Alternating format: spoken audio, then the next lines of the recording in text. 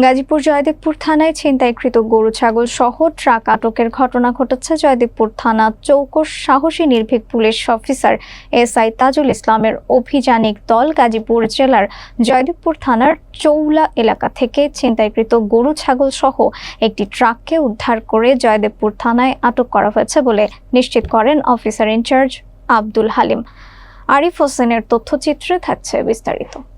তিনি জানান, গতকাল রাতে জয়দেবপুর থানা এলাকার চৌলা স্থানে ছিনতাইকারীরা ট্রাকে করে গরু ছাগল ছিনতাই করে নিয়ে যাওয়ার সময় পুলিশের টের পেয়ে ট্রাক বোঝাই করা ৮টি গরু ও ৭টি ছাগল রেখে পালিয়ে যায় বলে জানান তিনি। ট্রাকসহ থানায় আটক করা আছে। ড্রাইভার বা কোনো ছিনতাইকারীকে ঘটনাস্থল থেকে আটক করা যায়নি বলে জানান তিনি। এ ব্যাপারে তদন্ত প্রক্রিয়াধীন রয়েছে। তদন্ত করে ছিনতাইকারীদের গ্রেফতারের চেষ্টা অব্যাহত থাকবে বলে জানান তিনি। উপযুক্ত তথ্য প্রমাণ দিয়ে সঠিক মালিককে ছিনতাই হওয়া গরু ছাগল বুঝিয়ে দেওয়া হবে বলে জানান তিনি।